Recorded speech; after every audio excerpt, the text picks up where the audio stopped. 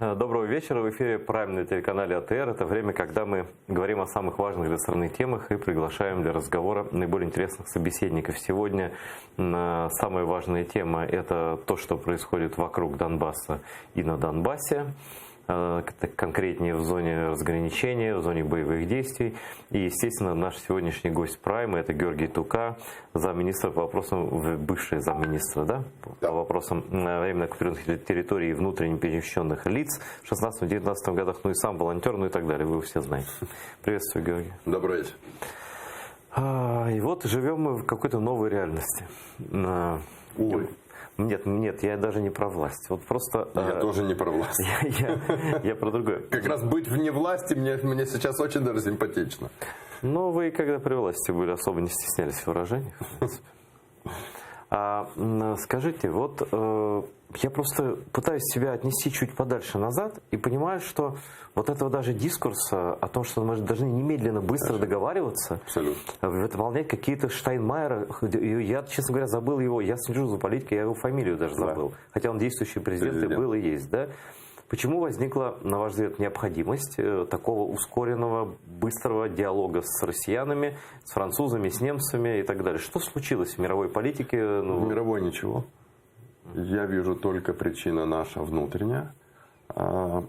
Если вспомнить, каким образом президент Владимир Зеленский позиционировал свое восхождение на президентский трон, то общий тезис вообще был примерно такой. Все вокруг, извините, в говне, весь один я, только в ослепительно белом.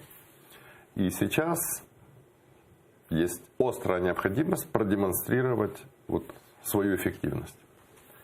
Абсолютно было понятно сразу, и, тем людям, которые не страдают любовью к популизму, что продемонстрировать там в течение 2-3 месяцев какие-то прорывные действия в экономической области это невозможно просто.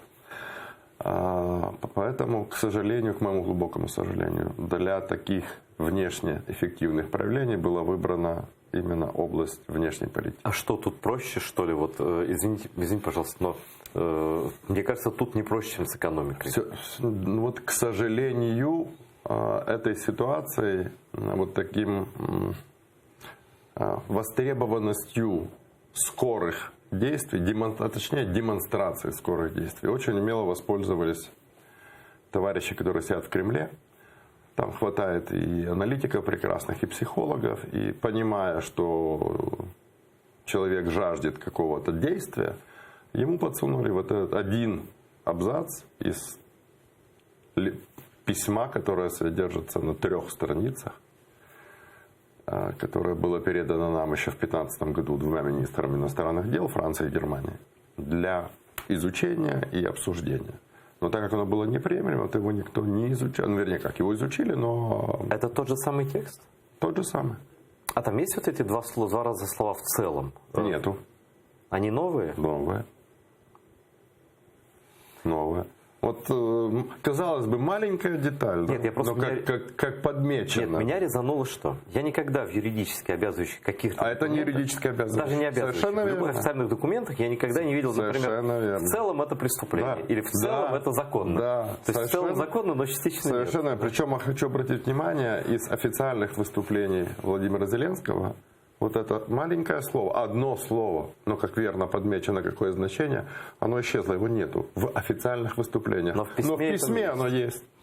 Я напоминаю нашим зрителям, что у нас есть возможность прямой связи с нашим гостем, поскольку у вас есть возможность, у меня понятно, что есть, потому что у нас прямой эфир, и можно звонить через приложение Viber, вообще бесплатно, с любой точки Украины и мира. Плюс 38 073 419 4158. Точно так же можно использовать программу Skype. Адрес простой atr.tv. Я хочу вот сегодня как-то, как Черномырдин когда-то говорил, никогда такого не было, и вот опять. Уже, значит, разведение войск, запланированное на сегодня, сорвано. Кто бы мог подумать?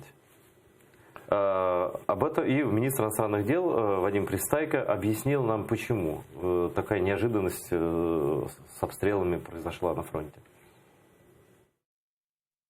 Мало б початись розведення, і дійсно про це домовились в Мінську наші переговорні команди. На превеликий жаль, ви знаєте самі, що були обстріляні декілька днів тому назад, були обстріляні і Збитрівське Золоте. А наскільки ви теж пам'ятаєте, наше рішення було про те, що розведення починається на 7-й день після того, як на конкретній цій ділянці зберігається мир і не відбувається обстрілів. Саме тому нам тепер треба чекати, поки відбудеться наступний період в 7 днів, який має довести, що сторони мають серйозні наміри і готові до подальших кроків, таким як буде розведення. Ну, вопрос простой. Вам, как человек, который знает и фронт, и госслужбу, и знает наших, так сказать, партнеров в некотором смысле, вот, которые там, вот, будет ли на самом деле то перемирие, которое может привести к разведению войск? Через 7 дней или через 14 или через 20 К разведению в станице Луганской мы шли 4 года. Поэтому этот прием, который сейчас используют незаконное вооруженное формирование, он далеко не нов. Все дело в том, что сейчас, мы затронули формулу Штайнмайера, точнее говоря, одно слово из письма, подписанное Леонидом Кучмой в Минске, согласно этой формуле. Да? Что сейчас происходит? Обратите внимание, на следующий день после подписания оба лидера оккупационных администраций Донецка и Луганска сделали совместное заявление, мол, Вова, ты там у себя в Киеве рассказывай все, что хочешь, но не забывай, что договариваться надо с нами. Что мы независимые, самостоятельные государства. Да. То есть президента подталкивают к тому, что разговаривать тебе все равно надо с ними. И я дополню. Сегодня Песков, который я только хотел об этом просто сказать. Вообще все карты вывалил. Да. Он сказал, в принципе, мы же не можем гарантировать соблюдение перемирия, прекращение огня, поскольку Россия не является стороной переговоров. Верно. Владимир Александрович, вот ваши террористы, ваши украинские внутренние проблемы, конфликт. нас там нет вообще. И занимайтесь. Да. И, к сожалению, мы сами поддались на заранее понятную тем людям, которые уже далеко не первый год занимаются этой проблематикой, теме. А так как сейчас этими вопросами занимаются люди, которые никогда к этому отношения никакого не имели, то ими очень легко манипулировать и заманивать их. Слушайте, вот я тоже никогда не имел отношения к этой теме. Я думаю, что еще много моих знакомых не имели к этому отношения. Но даже люди, не имеющие отношения к этой теме, понимают, что договариваться с Москвой это договариваться с вором об охране квартиры твоей, да? Вот. А договариваться с этими товарищами, это вообще себя не уважать. Это все равно, что разговаривать с отмычкой, которая в руках у вора. Хорошая аллегория. Да. И вот мы имеем ситуацию, которая, на мой взгляд, выглядит патовой абсолютно. Есть такая информация, она не подтвержденная, что Владимир Зеленский хочет поехать сейчас, так как там враги все срывают. Он собирался сегодня это делать. Да, что либо сегодня, либо нам не докладывают, естественно, и это же безопасность президента, мы не можем, даже если узнали об этом, говорить не стоило бы, потому что прифронтовая зона, да. Вот он якобы собирается туда поехать. Вот что бы вы ему посоветовали там сделать? Там? Да. Ничего он там сделать не может, пусть занимается своей работой в Киеве. Но, не знаю, поговорить с жителями, с военными, поговорить... А что это даст? Вот я сегодня записывал видеоблог на своем YouTube-канале, как раз посвященный вот этой проблеме разведения. И пока ролик закачивается на YouTube, да, проходит там где-то примерно 10-15 минут, пока загрузится. И вот я... Второе совпадение невероятно. Первый раз я записал ролик, где подробно рассказал вообще о сути формулы Штайнмайера. И я заканчивал свой этот видеоблог фразой, что я хорошо знаю Леонида Кучму, и я никогда не поверю, что он согласится это подписать. Грузится мой ролик, выскакивает на компьютере новость, что в Минске Леонид Кучма подписал. А его пытали, что ли? Нет. Я, к сожалению, после того, когда я подал в отставку, я с Леонидом Даниловичем не общался. Для меня это очень... Хотелось бы мне понять вопрос, почему за 2 недели так радикально изменилась его позиция. Ведь он же первый раз категорически отказался подписывать. Вот. Сегодня заливается ролик, посвященный разведению. Выскакивает на компьютере новость: министр обороны посетил Золотое. Все жители в восторге, но это ложь. Это ложь. Во-первых, я вчера общался с луганчанами. Они, между прочим, вчера на Майдан приезжали и даже выступали на трибуне. Да, да. Я в свой видеоблог ставил видеообращение жителей Луганской области. Люди говорят, мы под танки ляжем, не будем, чтобы не дать вывести войска. Мы продолжим об этом разговор. У нас просто телефонный звонок сейчас. Здравствуйте, вы в прямом эфире. Говорите, кто вы, откуда, и задавайте свой вопрос Георгию Туке. Добрий вечір. Добрий вечір. Так, я Василь з Івано-Франківська. Так. Вы в эфире говорите? Я хотів пане Георгій, я теж дивлюся багато досвідчених політиків, всі говорять, що пан Зеленський, тому що він такий недосвідчений, він не має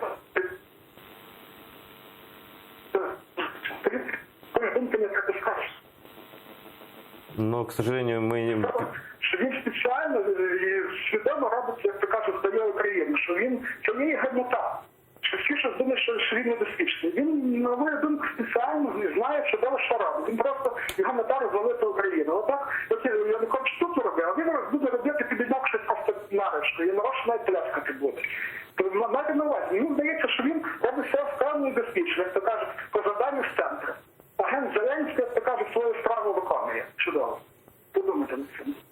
Дякую. Знаєте, я не був би настільки все-таки категоричним, але треба розуміти одну річ. Це, в принципі, знає будь-яка людина, яка має будь-який досвід керування будь-чим, будь-яким невеличким колективом. Чим менше досвіду у керівника, тим більше він покладається на своє найближче оточення. І перекладає прийняття рішень на своє оточення.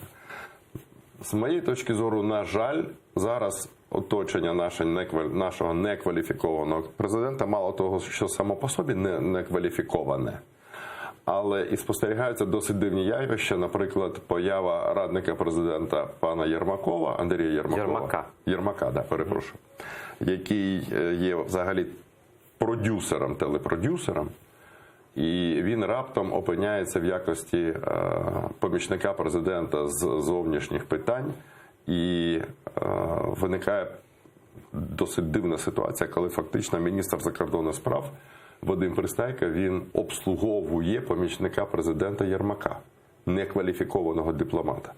Більше того, як оприлюднив Роман Безсмертний в відкритому ефірі, у пана Єрмака є тісні зв'язки з Росією. Не тільки з Росією, а з російським оборонпромом.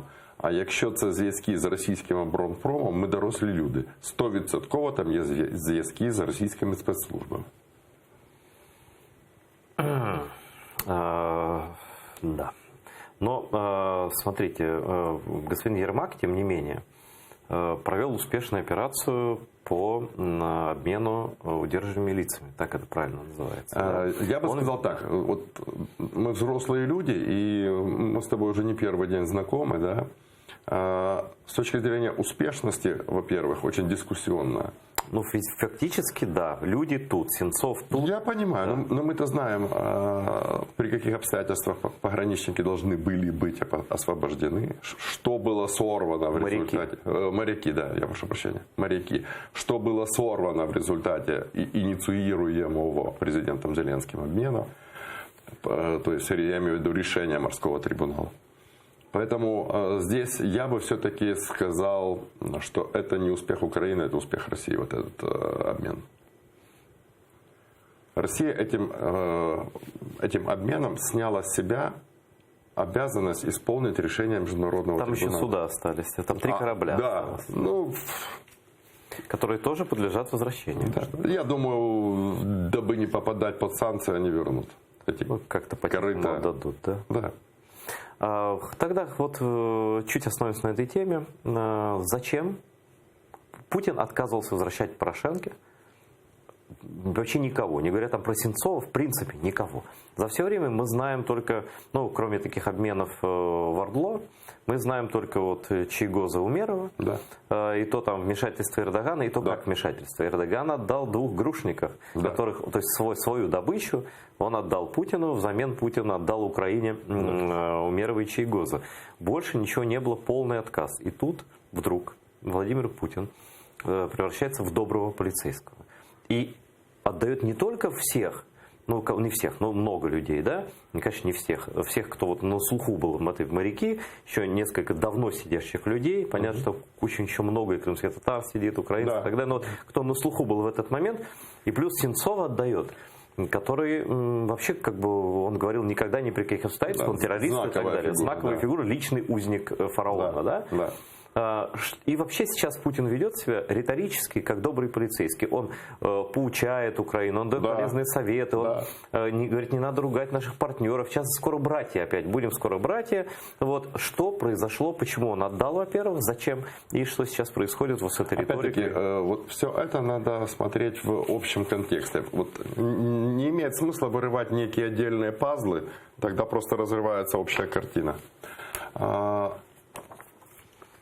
У меня складывается стойкое впечатление, я был бы очень рад и благодарен, если бы мы опубликовали стенограмму телефонных разговоров Зеленского с Путиным. Потому что у меня есть стойкое убеждение, что там речь шла не только исключительно об обмене пленными. Вы думаете, есть такие вещи, о которых по телефону можно говорить вот о каких-то политических вещах? Конечно. Конечно. Но как вы думаете, когда-то станут известны содержание телефонных разговоров? Вот Думаю, Трамп-то с Зеленским как бы открыл.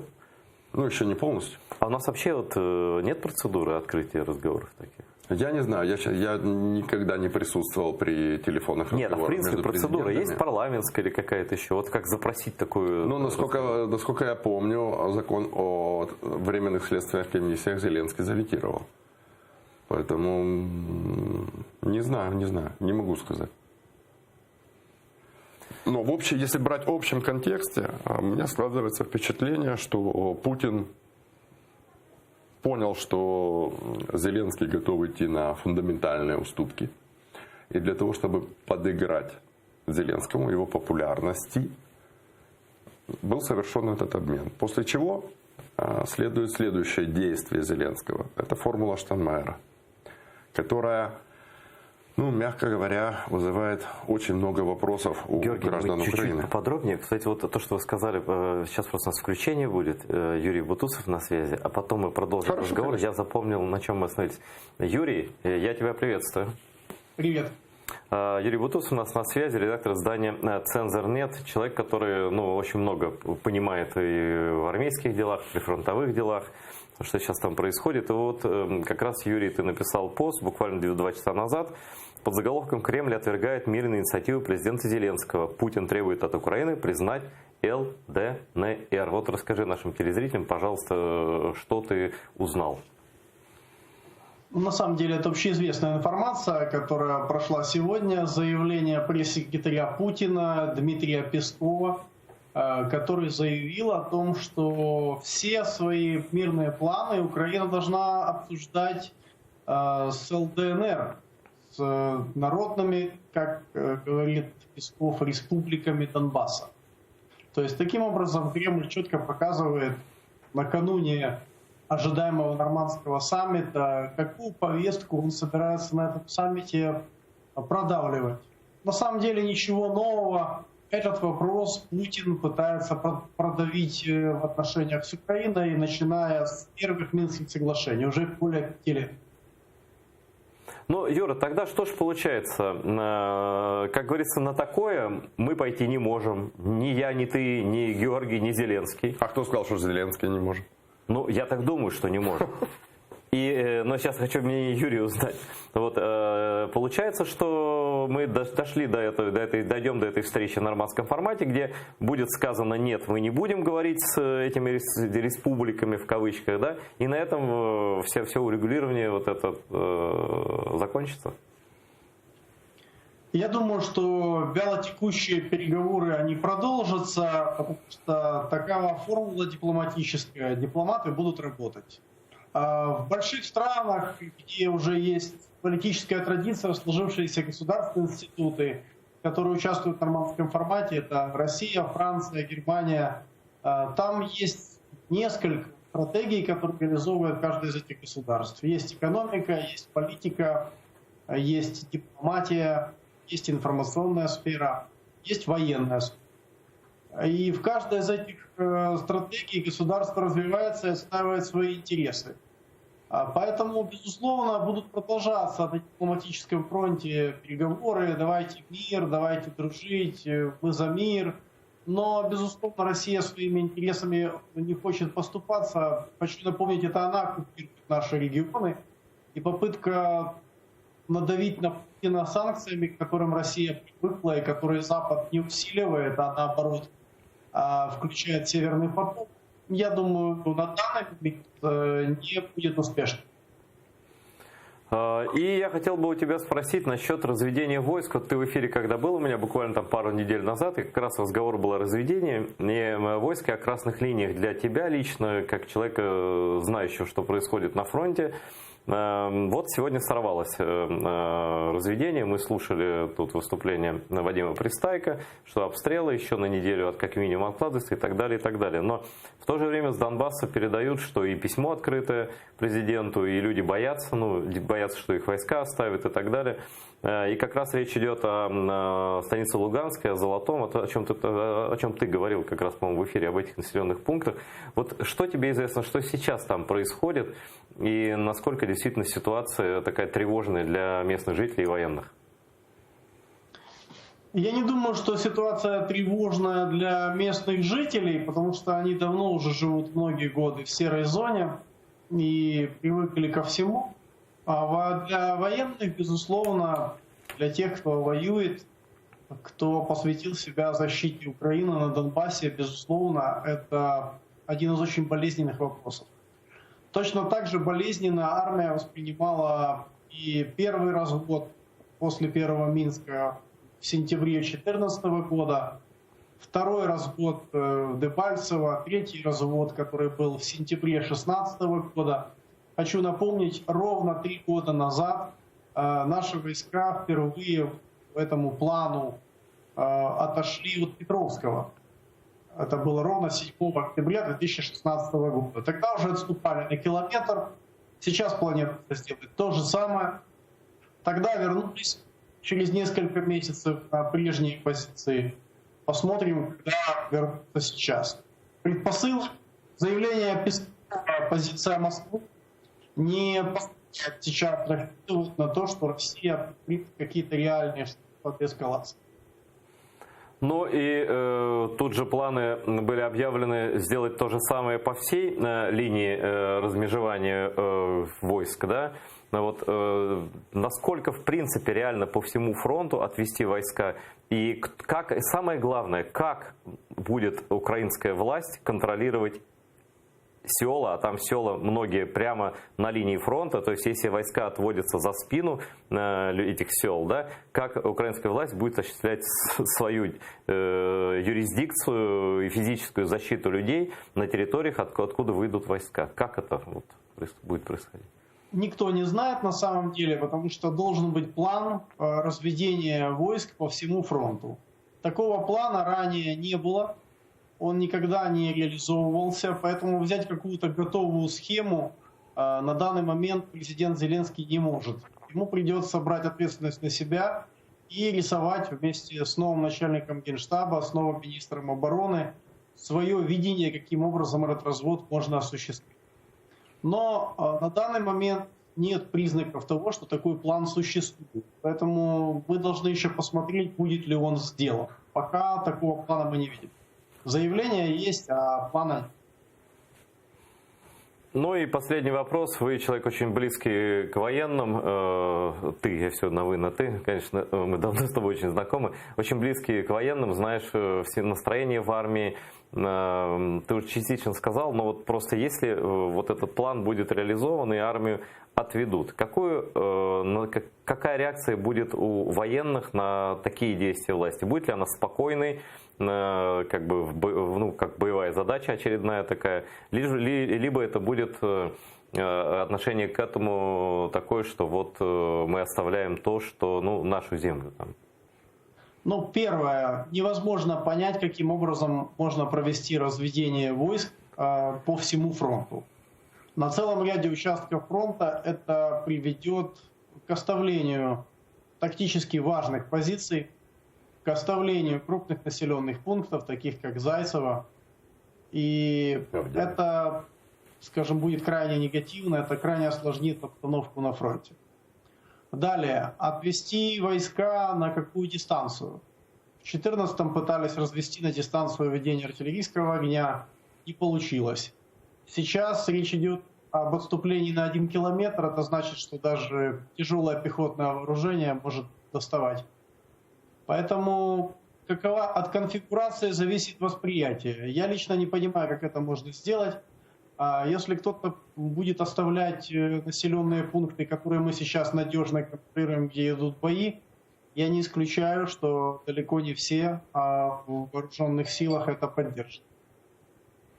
Ну и, наконец, последний вопрос. Юрий, твое личное ощущение, вот именно личное, в принципе, возможен ли мир на Донбассе с этими образованиями по формуле Штайнмайера или нет? На самом деле формула Штайнмайера давно устаревшая конструкция, на мой взгляд, мертвая, которая не является каким-то важным, серьезным элементом достижения мира. Это декоративный элемент, я его всегда таким воспринимал. Поэтому на данный момент для того, чтобы достичь мира, нужны хоть малейшие шаги, малейшие движения, малейшие инициативы со стороны Москвы. Это Россия ведет непризнанную войну уже более 5 лет. И это от России зависит, насколько она готова прекращать эту войну. Это не вопрос украинских уступок. Украина сделала и так уже просто безграничные уступки. Россия ведет войну без объявления войны. Мы с этим миримся, мы сохраняем какую-то часть экономических отношений между странами. То есть мы достаточно много делаем для того, чтобы показать свои мирные намерения. Поэтому все зависит от России, а от России мы никаких мирных инициатив не видим. Спасибо, Юрий, за такой полноценный комментарий к ситуации. С нами был Юрий Бутусов, редактор издания «Цензор.нет», известный военный аналитик и знающий эту тему человек. Я предлагаю послушать, вот эту тему раз затронули. Я помню, мы остановились на формуле Штайнмайера, но я хотел бы послушать, как власть собирается гарантировать безопасность мирного населения при разведении войск, о чем я сейчас предположительно говорил. Я бы тоже хотел это узнать. Ну, вот есть, тут ответил представитель Верховной Рады Украины Дмитрий Разумков. Он лично туда поедет жить? Посмотрим. Давайте Дмитрия послушаем. І сьогодні безпековий компонент на тій території, від якої будуть відходити українські Збройні сили, якщо це буде відбуватися, ми будемо бачити таку можливість, безпека буде зберігатись за рахунок Національної гвардії, за рахунок правоохоронців, які будуть знаходитись на цій території. Сможет Национальная гвардия и полиция? Во-первых, по этой фразе я понимаю, что господин Разумков абсолютно не понимает, о чем он говорит. Ибо демилитаризованная зона включает в себя запрет появления всех, абсолютно всех, с любым видом вооружения. В том числе и даже стабильным пистолетом. То есть вообще ни один украинский военный там не может находиться? Нет. Ни нацполиция, ни нацгвардия, ни Збройные силы, никто. Вообще нет? Вообще никто. То есть армия вообще, отходит за мою спину? Вообще никто, Я да. вот, здравствуйте, Моторолы. Да. В станице Луганской, я не знаю, кто составлял карты, когда устанавливались границы отведения. Я был в станице как раз после отвода. Парадоксальная ситуация: в серой зоне, в демилитаризированной зоне, оказалось здание, в котором находится районный государственный архив и государственные нотариальные конторы. Без охраны, без ничего. Я общался с представителями нацполиции, с руководством районной полиции. Ну, люди реально в шоке. Даже если предположить, что там 100 с чем-то жилых домов, бытовой конфликт. Кто полицейский туда пойдет без... Ну, то есть, я убил кого-то и убежал. А может даже и не убегать. Кто за тобой туда придет? То есть получается такая зона беззакония, да. неконтролируемая. Абсолютно так и получается. Но давайте еще послушаем с вами, Георгий, вместе, что люди в Киеве и на Донбассе говорят о возможном разведении войск, которого еще нет, и предпосылки которого тоже нет пока. Ось тому ми вийшли сюди, тому що не всі розуміють, що воно за формула Штайнмауера. Повинні були би об'яснити людям по-людськи, тому що не всі знають, розуміють. Не всі мають інтернет, не всі мають Фейсбук. Ми вважаємо, що те, що робиться зараз проти української армії, це неприпустимо. І те, що ми мусимо відходити від своїх позицій, це абсолютно неприпустимо. Ми не мусимо віддавати ні одного шматка своєї землі, бо це наша земля. Мы сегодня пришли на Майдан, чтобы поддержать наш народ, потому что я сама с Донецкой области, и я не понаслышке знаю, что такое русский мир. Мы не хотим никаких договоренностей с врагом. Мы хотим сказать нет капитуляции, мы хотим только победы. Никакого отвода войск быть не может. Як ви думаєте, якщо відведуть, як цю ситуацію використають сепаратисти і інша сторона? Другої ситуації не буде. Так як кажуть хлопці з фронту, займуть наші позиції і ми будемо відступати вглуб нашої країни. Це наша земля. Ми повинні до кордонів дойти, а не тут, а по своїй землі задки давати. А скажіть, будь ласка, як місцеві, що ви думаєте, що, грубо кажучи, з вами тут буде, що буде у ваших містах, якщо все ж таки від Золотого, від Петрівського відведуть українські війська? Ми будемо кидатися під танки. Як в 2014 році не пускали українську армію на нашу територію, ми будемо під свої танки лягати. Щоб нас ставити не будуть наші, вони тоді тих не давили, а нас тим більше. Сьогодні в Золотому акція 529 дворів ладні повісити на кожну хату прапор, учора дзвонили, і в кожну руку взяти по прапору, щоб не відводили з Золотого війська. Ну, и как высшего замминистра по оккупированным территориям, я прошу прокомментировать эти высказывания людей. Ну, это все вот соответствует, то, что люди говорят, все соответствует действительности. Люди не хотят, чтобы армия их оставляла. Это не преувеличение. Но ведь многие говорят, что там большинство, ну скажем так, осторожно, не больше, может быть, большая часть населения, в принципе, подвержена влиянию русского мира, там русский телевизор. Ну, не без этого, конечно. Да. И, может, как бы большинство людей-то и не против? Ну, я не знаю, может быть, например, там в Киеве, во Львове, в Житомире большинство людей не против. Если говорить откровенно, так, наверное, большинство людей, особенно уставших от войны, они вообще эту войну только по телевизору раз в месяц видели, в сводке новостей. Но они уже устали. Я безмерно люблю луганчан, с которыми я успел за год работы подружиться. И вот сейчас они ко мне приезжали сюда, в Киев. Ну, нельзя, мы не имеем права, в первую очередь, морального этих людей бросить без защиты и без помощи. Ну и кроме того, я прекрасно знаю позицию наших военных, особенно тех, которые знают, что такое бои на передовой. Не хотят они уходить. Они считают, это нельзя этого делать. Ну, на грани того, что они обвиняют руководство в предательстве. Там гибли их братья, их друзья, их товарищи, защищая эти позиции. Да, все эти годы. Годами, подчеркиваю, годами строились эти позиции. Да, война — это еще и строительство огромное. Конечно, это огромное. Ну, если кто-то когда-нибудь... Ну, тяжело даже себе представить, что для того, чтобы вырыть блиндаж, там своеобразные очень почвы. Мягко говоря, да, своеобразная. Да. Тяжелая почва. Тяжелая очень. Для того, чтобы вырыть блиндаж, взвод для взводника, очень часто используют взрывчатые вещества.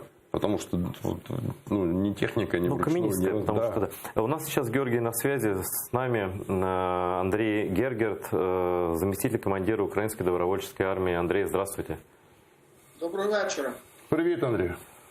Вітаю вас, пане Григорій, велике вітання.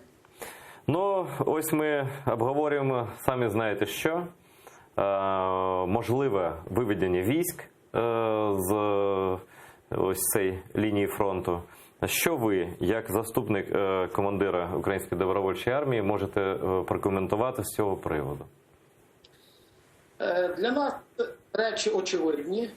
І, користуючись нагодою, кажемо, що як головнокомандувач президент, звісно, може віддавати наказ про відведення, про демілітаризовані зони, зони. А ми, в свою чергу, кажемо вже і заявляємо, ми з ним не підемо. Там, де він відведе війська, ми зайдемо і заведемо туди 1000 людей. Крізь добровольців пройшли близько 20 тисяч чоловік. Тільки крізь мій підрозділ пройшло декілька тисяч. Всі оголошена мобілізація повна. Мы ни одного метра украинской земли не віддамо.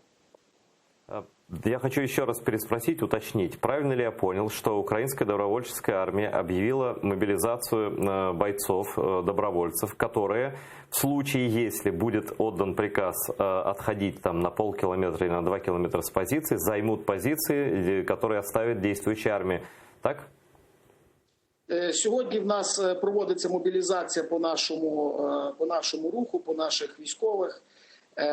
Ми рахуємо, ми зважуємо свої сили. Так, ми ні одного метра української землі не віддамо. Все, що хоче Путін, і той шлях, який він обрав, і ту тактику, яку він сьогодні обрав, її реалізує. Чим швидше президент Зеленський це зрозуміє, тим буде краще. Ну, у вас есть возможность, это все в записи будет, идет в прямом эфире, будет в записи выложено в интернете, обратиться к главнокомандующему вооруженными силами Украины, президенту Зеленскому, и сказать, ну, напрямую ему какие-то слова, которые вы считаете нужными от себя и от своих побратимов. Володимир Олександрович, чим швидше відбудеться наша з вами зустріч, чим швидше ви зрозумієте всю силу українського народу і покладетеся на неї, тим швидше почнуться процеси переможні наші в цій війні. Перемога в цій війні тільки опиранням на свій народ, своє військо, своїх волонтерів, тільки на себе. Інших всіх історій, які шепче Путін, які шепче по великому рахунку Європа, це все заігрування з нами. Вони всі реалізують те, що він задумав. Що думає Путін, ми проти цього. Все, що він хоче, ми проти того, що він хоче. Тому що все, що він хоче, це веде до розвалу нашої країни і її окупації. Термінова зустріч з президентом України. Термінова. Поки не зайшло, це занадто далеко. А ви вже зверталися до нього чи до його офісу з проханням, з пропозицією зустрітися? Унікальна ситуація. До сьогодні президент країни не зустрівся з підрозділами, які тисячами пішли на війну, і думка яких, повірте, є важливою на вулиці і на передовій. Він єдиний, хто до сьогодні це не зробив. Тих, кого він присилає як переговорників, вони не уповноважені, вони не розуміють всієї глибини ситуації, яка складається на війні. Сьогодні війни немає в повістці дня. Ні в СБУ, ні в їхніх цивільних адміністраціях, ніби немає війни. Це невірно. Ми йому це доведемо. Но о встрече ви не договорились ще? Ну, поки що ні. Ми чекаємо, чим швидше це відбудеться, тим краще. Тобто ви чекаєте відповіді від главнокомандуючого? Так. Ми мислимо абсолютно державницьки. Ми хочемо просто переконати його, кажуть, він людина емоційна, він хоче залишити своє місце в історії країни. Ми дамо йому шанс це зробити. З допомогою нас він точно залишиться як людина, яка перемогла в цій війні. Я вас услышал. Спасибо, что сказали. Надеюсь, что встреча эта состоится. Скажите, пожалуйста, как вы относитесь к тем протестам, которые были в это воскресенье в Киеве и других городах Украины? Участвовали ли вы и ваши побратимы в них, и какую позицию вы поддерживаете? Так, наша структура, Українська добровольча армія, наші громадські структури, волонтерські організації, ми одні з ініціаторів цього руху. Ми входимо в оргкомітет цього руху, намагаємося всіх об'єднати, щоб люди не були роз'єднані, бо то бачимо політичні ігрища, як дехто хоче контролювати Майдан, зробити протест контрольованим. Ми це розуміємо і зараз ставимо перед собою мету об'єднати, вказати ризики, загрози і, звісно, ми приймаємо в цьому участь тільки початок. Це того числа це все буде набагато масовіше і масштабніше. И последний вопрос. Вы затронули сам тему политизации протестов, то есть, когда те или иные лидеры там, или обвинения тех или иных лидеров идут. Вот глава офиса президента Андрей Богдан написал, что это купленный протест, который был в Киеве, да. Кто-то еще, я уже не помню, обвинил, что это вот Порошенко, все, порохоботы собрались, и Порошенко, значит, вот таким образом защищается, и люди пришли там за него, а как бы за вот конкретного политического деятеля. А на ваш взгляд, за что пришли люди, и на ваш взгляд, удастся ли кому бы то ни было этот протест приватизировать, если можно такое слово применить? У відповідь на посилання Богдана, що скаже пан Андрій, коли на Майдані будуть звучати лозунги про його відставку? Чи справиться він з цим? Це таке риторичне запитання, але такі розмови вже йдуть. Подивимося, як він з цим справиться, з цим викликом. Я би йому на майбутнє дав би таку пораду зважати на те, що він говорить, і особливо, як він це говорить і подає. Що стосується, абсолютно чисті люди вийшли на Майдан, абсолютно щирі душі, готові віддавати все, що вони мають, як і віддавали ці 5 років на лоно своєї землі. Важко нам вдалося це організувати. Самоорганізовуються люди, дисципліновані люди, абсолютно державники, розуміють, що кожне слово має бути виважене, кожне гасло має бути продумане. За тим стоїть країна, за тим стоїть наш завтрашній день. Тому цей протест абсолютно симпатичний, правильний, щирий. З лідерів старих їх час пройшов, не раджу їм. Вони, звісно, пробують там десь ниряти, десь пробують вони впливати на процес. Їхній час старих еліт змінюється. Це показав народ, обрав сьогоднішнього президента. Алло? Да, не дуже добрий зв'язок, але ми все почули. Дуже дякую вам, Андрію. Андрій Гергерт, заместитель командира Української добровольчої армії, був у нас в ефірі. Вот. Більш відомий як Червень. Більш відомий як Червень, да. Да. И вот про наши, так сказать, вот эти штайнмайерские штучки. Вот оценки звучат разные. И вот глава комитета Верховной Рады по международным делам Богдан Еременко сегодня записал, в стиле присущем команде президента Зеленского, видеоролик. Сам лично взял, записал, напрямую обратился к людям, в котором он заявил, что в документе, который подписал представитель Украины в трехсторонней контактной группе Леонид Кучма, нет ничего, чего не было бы в уже подписанных ранее Украиной Минских соглашениях. И он добавил, что отказываться от мирных переговоров – это очень опасная позиция. Она может привести к изоляции Украины на международной арене. Я предлагаю послушать такую большую часть его ролика со смыслом. Ясно, що не хочеться капітуляції, не хочеться ганьби і не хочеться нікому. Але так як це звучить зараз, відмовитись від мирних переговорів – це дуже небезпечна позиція. Вона вестиме до ізоляції України. Вона створюватиме більше проблем, ніж даватиме наслідків. Я розумію, що мирні переговори не повинні відбуватися за рахунок пожертвування якимись там принциповими речами, засадничими речами, але не жертвувати чимось у цих переговорах ми не зможемо. Тому не треба боятися формули Штайнмайєра, не треба говорити про капітуляцію. Вона вже відбулась. Більше, ніж було, ніхто не допустить. І це, от я кажу із знанням справи, розуміючи і настрої президента, і настрої депутатської фракції «Слуга народу», ми повинні пройти оцей шлях мінських домовленостей, від яких ми не можемо відмовитись, тому щоб не опинитися сам на сам з Росією. Ми повинні пройти цей шлях до кінця.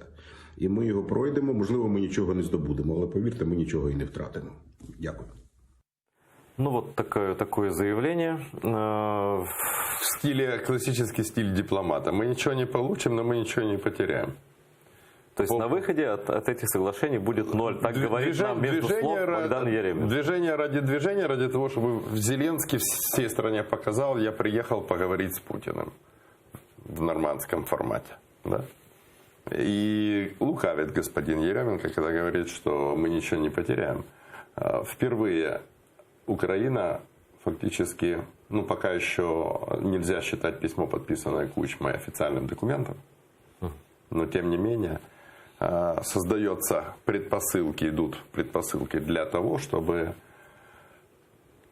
Давайте, удивительно, напрямую не было со стороны господина Еременко посыла к тому закону о особенностях местного самоуправления оккупированными территориями Донбасса, когда партия Зеленского, они обычно в дискуссиях стараются всегда, вот этот закон есть, и мы же ничего не меняем фактически. Но это ложь.